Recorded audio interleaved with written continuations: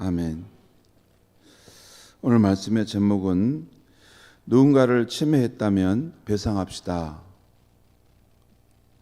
이렇게 제목을 정해 보았습니다.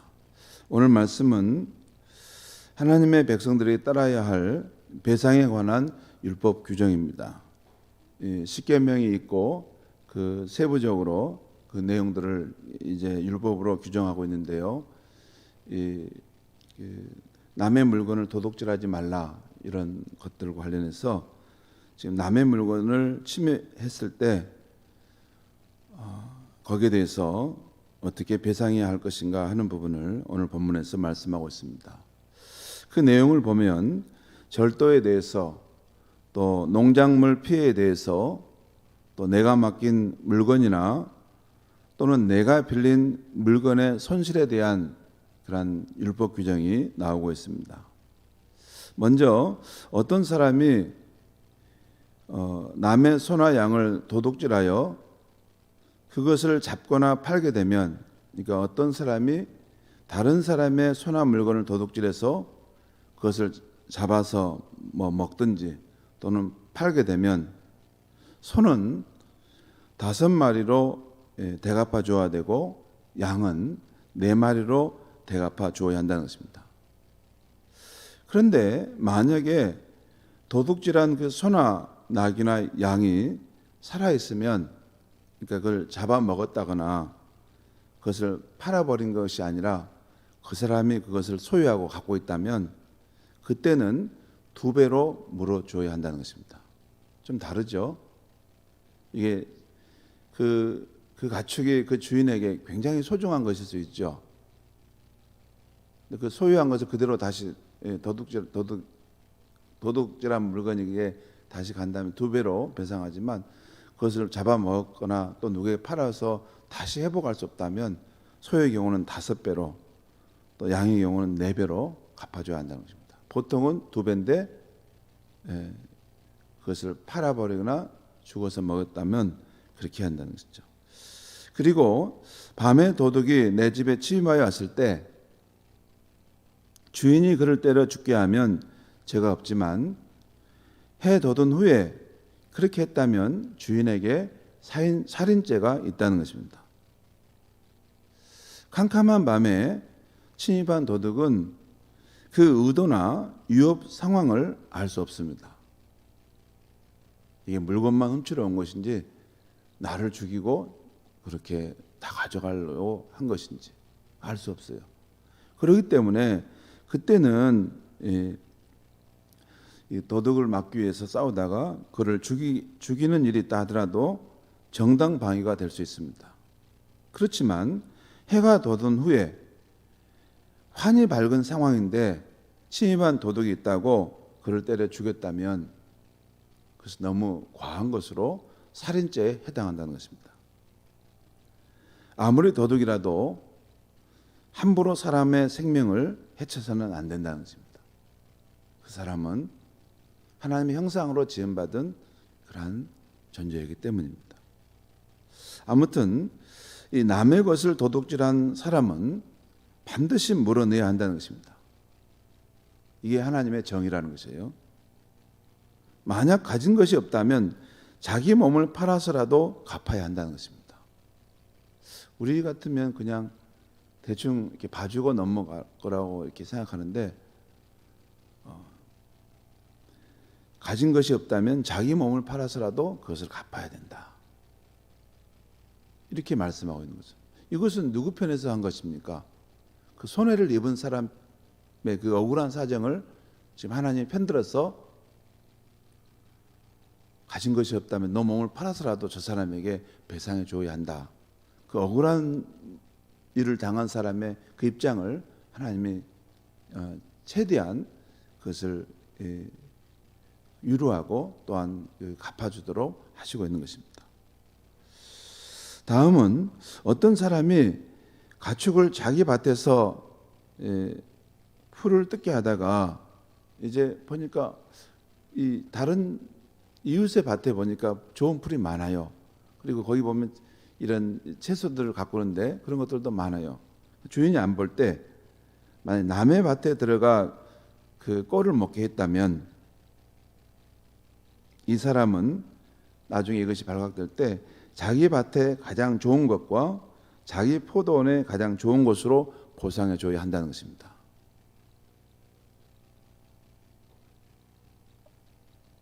그렇죠? 예, 자기 것이 소중한 줄 알면 남의 것도 소중한 것을 알아야 된다는 것이에요. 그래서 그렇게 남의 것을 침해했다면 자기 밭에 가장 좋은 것을 그 사람에게 내줘야 한다는 것입니다. 그리고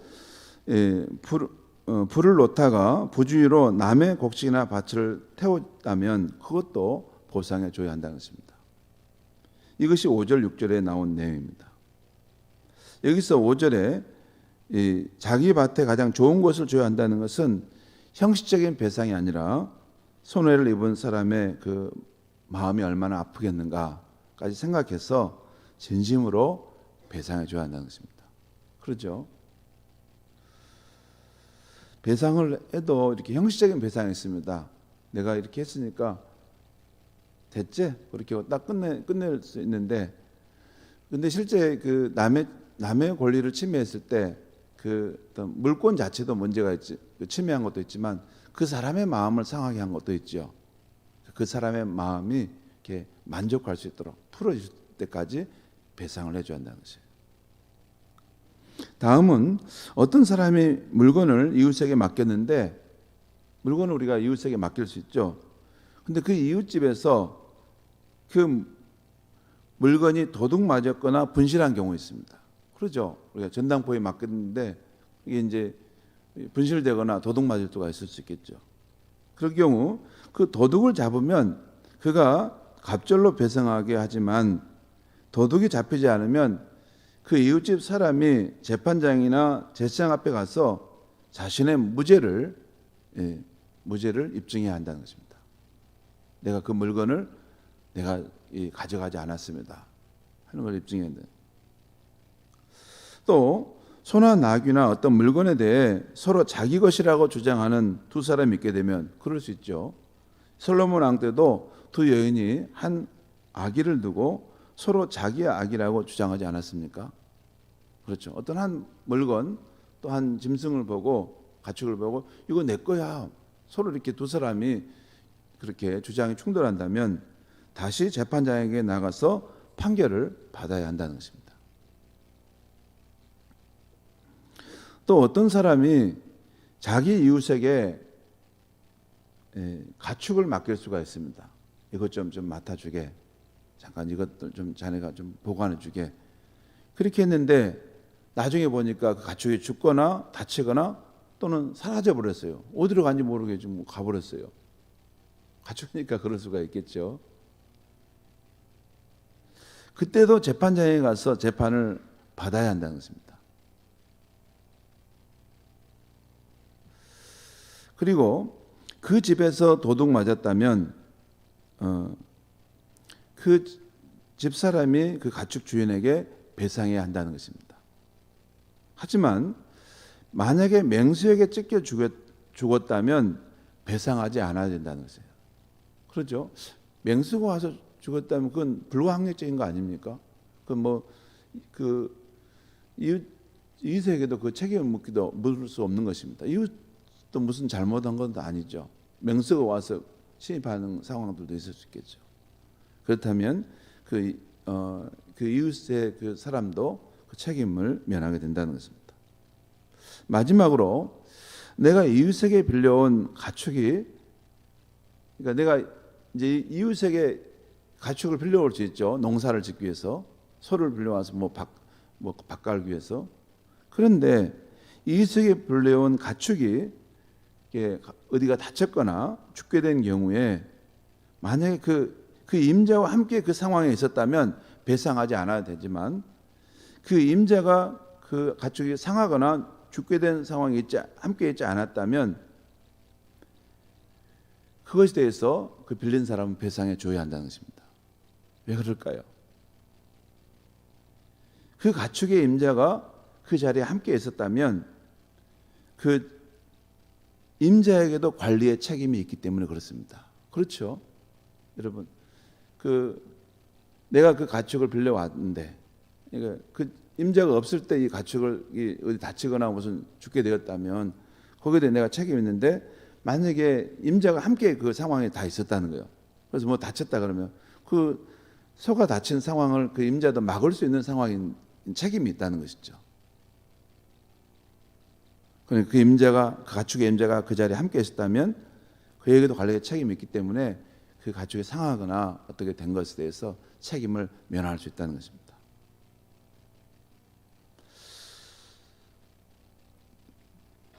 성도 여러분, 오늘 말씀, 곧 하나님의 백성 공동체 안에서 남의 가축이나 물건에 손해를 입혔을 경우 배상하게 하는 이 율법 규정, 이 율법 규정은 뭐 오늘날 이 규정대로, 이게 작구대로 우리가 뭐 이게 우리 삶도 이렇게 살아야 된다, 이렇게 말할 수는 없습니다. 그런데 이 율법의 정신에 담겨 있는 뜻이 있어요.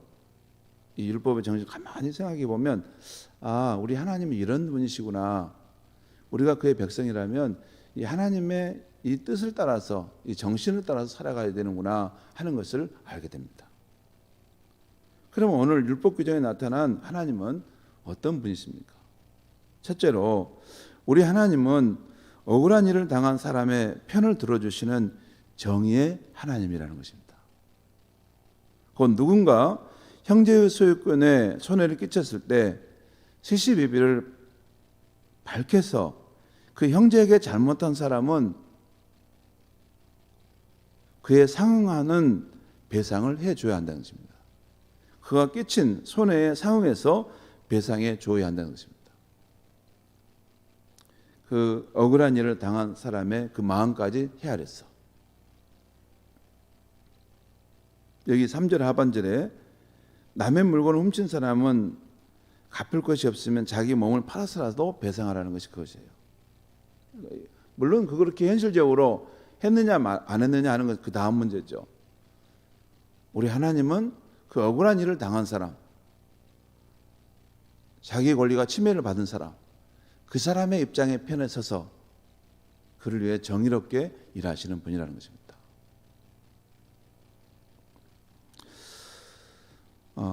두 번째, 그렇지만 우리 하나님은 또한 무자비하신 분이 아니라 소유보다는 생명을 소중히 여기시는 사랑의 하나님이시라는 것이에요.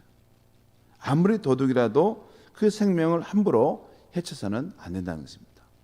여기 보면 하나님의 이런 상황에 대한 이런 판단을 보면 분명히 이 억울한 일을 당한 사람 편에 서서 정의를 이렇게 실현해 주시지만 또한 균형을 잡아 주시는 분이에요. 균형. 여러분, 항상 지도자는 이런 정의의 관점도 필요하지만 이게 균형을 잡아, 서로 이해관계의 조정 균형을 잡을 줄 알아야 됩니다. 사람이란, 또 어떤 상황이란 이렇게 한 사람만 잘못한 것이 아니라 또 다른 사람의 잘못도 있을 수 있거든요. 그게 100% 한 사람만 잘하고 한 사람은 100% 못하고 이렇게는 어렵습니다. 약간씩 80대 20 또는 70대 30 이럴 수 있죠. 이 상황에 대해서 분명히 정의롭게 이것을 판정해야 되지만 그 양쪽 당사자의 그런 상황을 이렇게 균형을 잡아서 그것을 정의를 세울 수 있는 것, 그게 지도자에게 중요한 안목입니다. 근데 우리 하나님께서 그 일을 정확하게 하시고 계시다는 것이죠. 아무리 도둑이라도 그가 잘못했지만 그 생명까지 해치는 것은 너무 과하게 균형을 파괴하는 그런 보상을 요청하는 것과 같다는 것입니다. 성도 여러분, 오늘 말씀을 가만히 보면 여기 배상이라는 말이 여러 번 나옵니다. 배상하라, 배상하라, 배상하라. 배상하는 말을 국어사전을 보면 이게 한자인데요. 한자인데 물어줄 배자, 갚을 상자입니다. 그러니까 이것을 물어줘서 그걸 갚은다가 말이에요. 이것은 남의 권리를 침해한 경우 물건으로 또는 돈으로 이렇게 물어줘서 갚은다는 것입니다. 이걸 배상이라고 그래요. 우리는 살다 보면 오늘 본문처럼 남의 물건의 권리를 침해한 경우도 있지만 그보다는 남의 마음이나 그 사정을 모르면서 함부로 말하거나 행동해서 남의 마음을 상하게 할 수 있습니다. 그런 경우도 오늘 하나님의 말씀을 깊이 생각해 보면 우리는 그 사람의 마음에 맺힌 것을 풀어줘야 하는 것입니다. 그 사람을 침해한 것을 우리는 배상해 줘야 한다는 것입니다. 마태복음 5장 23절 24절에 보면 이런 말씀이 있습니다. 그러므로 예물을 제단에 드리려다가 거기서 내 형제에게 원망 들을 만한 일이 있는 것이 생각나거든 예물을 제단 앞에 두고 먼저 가서 형제와 화목하고 그 후에 와서 예물을 드리라. 그러니까 우리가 하나님께 예배 드리러 하려는데 또 하나님께 나가서 기도하려고 하려는데 갑자기 내 형제에게 원망 들을 만한 일이 있었던 것이 생각난다는 거예요. 그럴 수 있죠. 이게 내가 그때 그렇게 말했던 것이 그 형제의 마음을 아프게 했겠구나. 내가 그 형제의 권리를 침해했겠구나. 그런 마음이 들거들랑 하나님께 기도하거나 예물을 드리기보다는 먼저 가서 형제와 화목하고 그 후에 와서 예물을 드리라는 것입니다. 그 말은 형제의 권리, 형제에게 그 마음을 아프게 한 것이 있으면 그 마음을 풀어주고 배상하고 와서 하나님께 예배를 하라는 것입니다. 그것이 하나님의 마음이라는 것이죠. 여러분, 우리가 오늘 이 말씀을 생각할 때 어떻게 이 말씀을 우리 삶에 적용할 것인가? 두 가지입니다. 첫째는 우리가 살면서 나도 모르게 다른 사람의 권리, 다른 사람의 그 마음과 상황도 모르면서 함부로 침해할 수 있다는 것입니다. 그런 일이 없도록 늘 우리 자신을 경계해야 될 것이에요. 다른 사람의 그 사정과 상황을 내가 함부로 알지 못하는데 함부로 말하거나 판단하는 것은 금물이라는 것입니다. 또 두 번째는 혹시라도 우리가 그렇게 할 수 있습니다. 우리가 나도 모르게 다른 사람의 마음과 사정도 모르면서 함부로 말해서 그의 마음을 상하게 하고 그의 인격을 침해할 수 있습니다. 그랬으면 가능하면 하나님께도 용서를 구해야 되지만 그 사람에게도 내가 잘못한 것에 대해서 말해주어서 그에게 맺힌 것을 풀어줘야 한다는 것입니다. 제가 우리 아이들에게 잘못한 것이 있어서 우리 막내가 그것에 대해서 불편하게 생각한 때가 있었습니다. 그래서 아빠가 그것은 잘못했다고 말씀하는 것이 좋겠어요. 그것을 저한테 신호를 보내주었어요. 그래서 제가 다 가족들 모이라고 해서 우리 아이들한테 잘못한 것에 대해서 한 가지씩 말을 해주었습니다.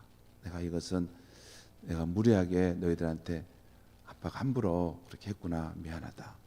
나를 용서해 주라. 그렇게 했습니다. 근데 그 후로 우리 막내가 그것을 아빠가 그런 말을 해줘서 너무 감사하다고 그 말을 하는 것을 들었어요.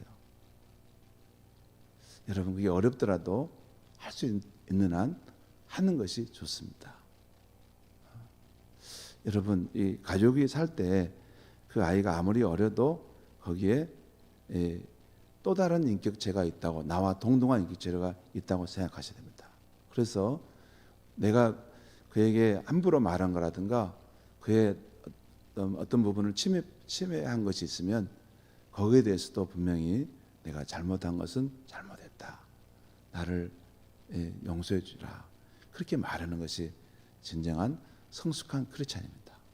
또 그렇게 살아갈 때 하나님께서 그를 더욱 사랑하시고 그에게 더욱더 그를 통해서 큰 일을 행하여 주시는 줄 믿습니다. 기도하겠습니다. 하나님 아버지, 오늘 이 아침에 우리가 다른 사람의 권리를 침해할 때 배상해야 한다는 이 말씀을 들려주셨습니다. 하나님, 우리는 참 어리석고 또 부족함이 많아서 남의 사정과 그 형편도 잘 알지 못하면서 함부로 판단하고 또 함부로 말해버릴 때가 많습니다. 하나님, 우리가 항상 늘 하나님의 성령의 인도함을 받아서 살 수 있게 하여 주시옵소서. 주님, 나의 권리를 넘어서 남의 권리까지 침해하지 않게 하여 주시고, 비록 그가 소자일지라도 그도 나와 동일한 인격을 가진 존재임을 늘 존중하고 인정할 수 있게 하여 주시옵소서. 우리가 행여 남의 권리를 침해한 것이 있다면 하나님 앞에 나와 기도하기 전에 먼저 용기를 내서 그에게 사과할 수 있는 그런 용서의 마음, 사랑의 마음도 우리에게 주시옵소서. 그래서 우리의 삶을 통해서 하나님 나라가 임하고 또 하나님께서 우리와 함께 하심을 우리의 이웃과 세상이 볼 수 있게 하여 주시옵소서. 예수님의 이름으로 기도하옵나이다. 아멘.